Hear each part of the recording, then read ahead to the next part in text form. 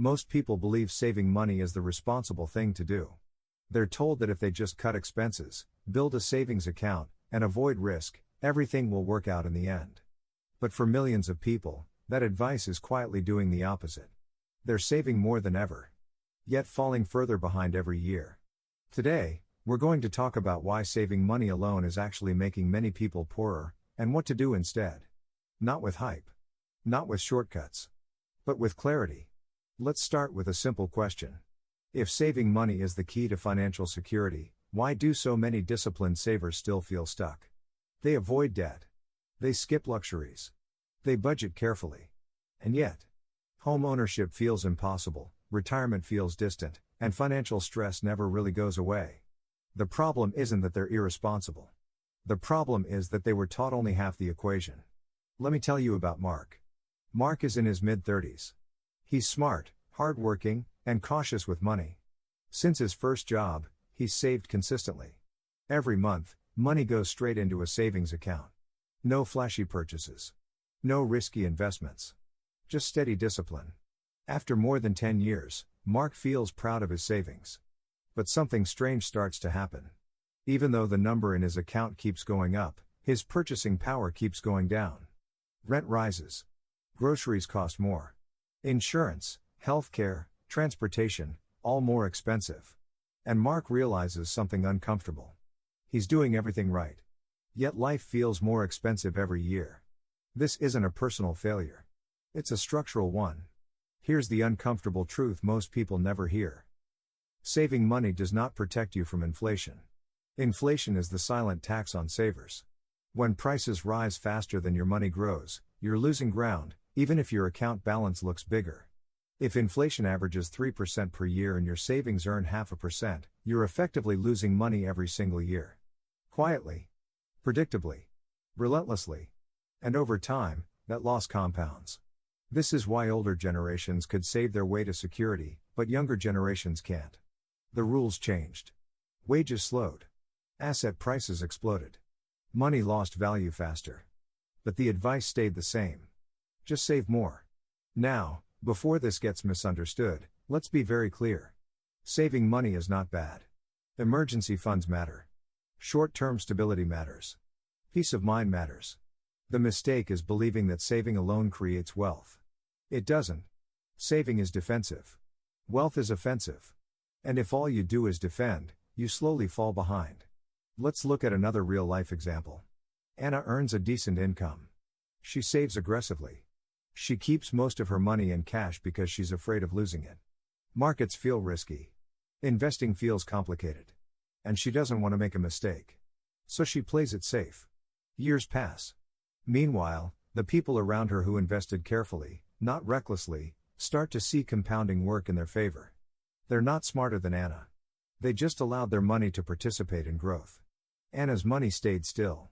And in a world that's constantly moving, staying still is the same as moving backward. This is the core problem. Saving freezes money. Investing puts money to work. One preserves the present. The other builds the future. Yet most people are taught to fear the second. Why? Because no one explains risk properly. Risk is framed as gambling. As recklessness.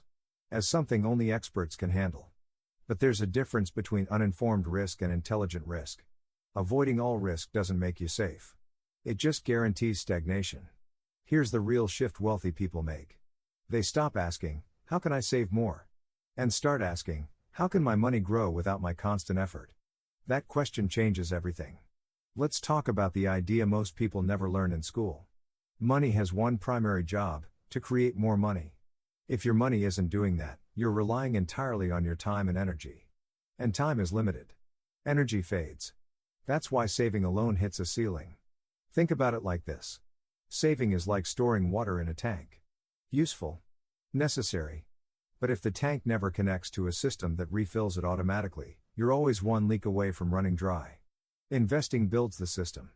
Now, let's get practical. What does this actually mean for someone watching this? It does not mean day trading, chasing trends, taking reckless bets. It means learning how to place money into productive assets. Assets that grow over time, produce income, or appreciate faster than inflation.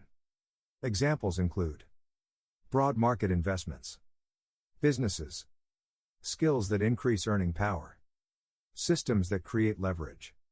The exact vehicle matters less than the principle. Another reason saving makes people poorer is psychological.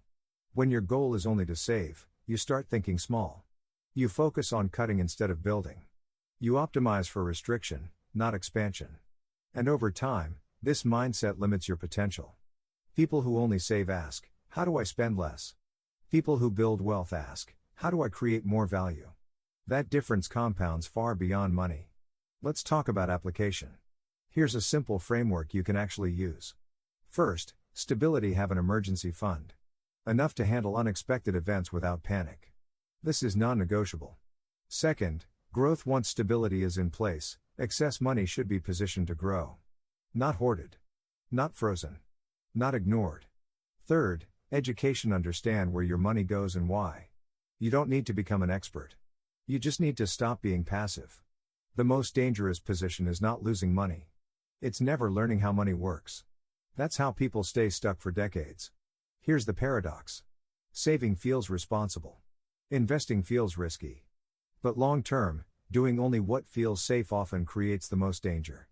Because the world doesn't stand still. And neither does money. If you take one thing from this video, let it be this. Saving protects you from emergencies. Investing protects you from the future. You need both. But most people are only taught one. This channel exists to fill that gap. Not with noise.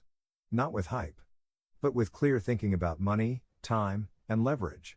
If this made sense to you, the next video breaks down the habits that quietly keep people financially stuck, even with good incomes. Watch that next. And remember, the goal isn't to save harder. It's to think better.